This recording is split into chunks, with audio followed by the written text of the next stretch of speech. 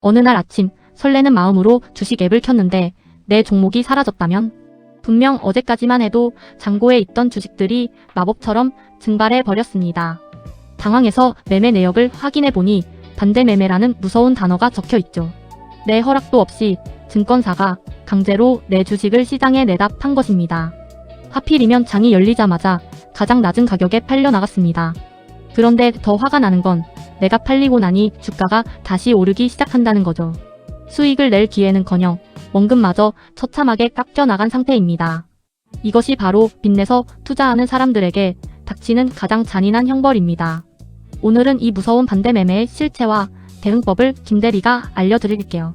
최근 국내 증시가 뜨거워지면서 신용융자 잔고가 32조를 돌파했습니다. 지수가 6천까지 갈 거라는 기대에 너도 나도 빚을 내기 시작한 거죠.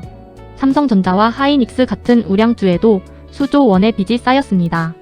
하지만 남의 돈으로 하는 투자는 양날의 검과 같다는 걸 잊곤 합니다. 주가가 오를 때는 수익이 2배지만 떨어질 때는 재앙이 됩니다. 미국과 이란의 전쟁 같은 돌발 악재는 누구도 예측할 수 없으니까요. 변동성이 커지면 내가 감당할 수 없는 속도로 담보가 줄어듭니다. 결국 32조라는 숫자는 누군가에게는 거대한 시한폭탄과 같습니다. 빚의 무게를 견디지 못하면 내 소중한 자산은 한순간에 무너집니다. 증권사가 내 허락도 없이 주식을 파는 이유는 명확합니다. 빌려준 돈을 회수하기 위해 담보를 처분하는 것이죠. 주가가 폭락하면 담보의 가치가 빌린 돈보다 낮아집니다. 증권사는 자신들의 손실을 막기 위해 기계적으로 움직입니다.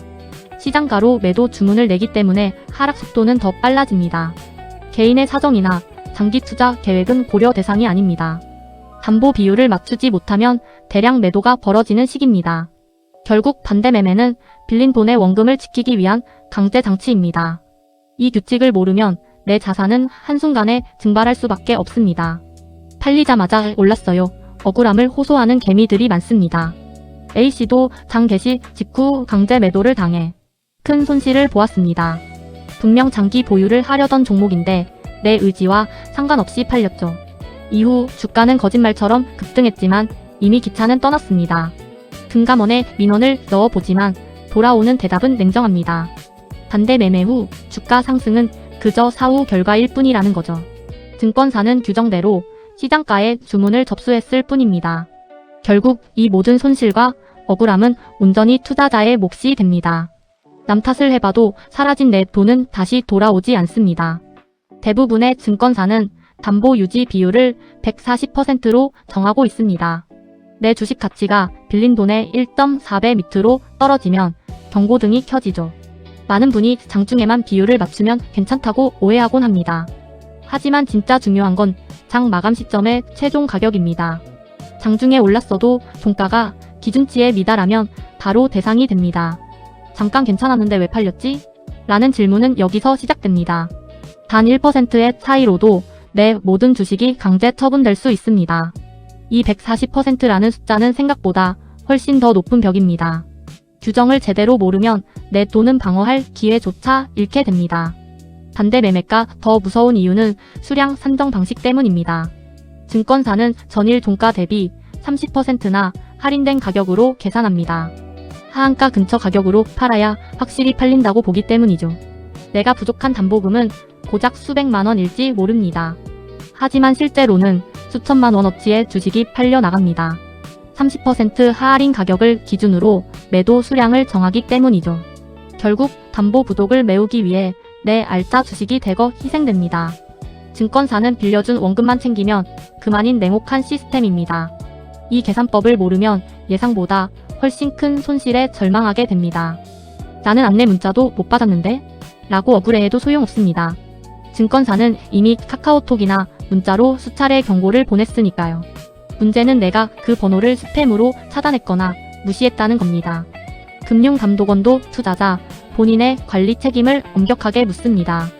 바빠서 못 봤다는 핑계는 냉혹한 자본시장에서 통하지 않죠. 반대 매매 실행 전날 오후에 오는 마지막 통보를 놓치면 끝입니다. 알림 설정 하나가 내 전 재산을 지키는 최후의 보루입니다. 내 돈을 지키려면 시스템의 경고에 누구보다 민감해야 합니다. 무관심의 대가는 내 주식이 강제 매도되는 비극으로 돌아옵니다. 빌린 돈에 붙는 이자도 증권사마다 천차만별입니다. 소급법과 채차법, 이 용어의 차이를 알고 계시나요? 소급법은 최종 금리를 처음부터 끝까지 적용하는 방식입니다. 채차법은 기간별로 이자율을 쪼개서 계산하는 방법이죠. 기간이 길어질수록 나에게 불리한 방식이 무엇인지 따져야 합니다. 비대면 계좌는 오히려 이자율이 더 높은 경우도 흔합니다. 눈앞의 편리함에 속아 매달 큰 이자를 뜯기고 있을지도 모릅니다. 내 신용융자 이자가 어떻게 계산되는지 꼭 확인해 보세요. 작은 이자의 차이가 하락장에서는 거대한 부담으로 돌아옵니다. 폭락장에서 살아남는 유일한 방법은 결국 현금 비중입니다. 주가가 떨어질 때 버틸 힘은 내 계좌의 현금에서 나옵니다. 빚을 내서 풀매수를 하면 하락장을 견딜 재간이 없죠. 내 돈으로만 투자했다면 잠시 기다리면 그만인 하락입니다. 하지만 남의 돈은 시간을 내 편으로 만들어주지 않습니다. 반대 매매의 공포가 엄습할 때 평정심을 유지하기란 불가능하죠. 그래서 투자의 고수들은 항상 일정 수준의 현금을 남겨둡니다. 하락장은 준비된 자에게는 위기가 아닌 기회의 장입니다.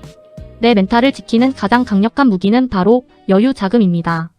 결국 투자의 본질은 수익을 내는 것보다 잃지 않는 것입니다.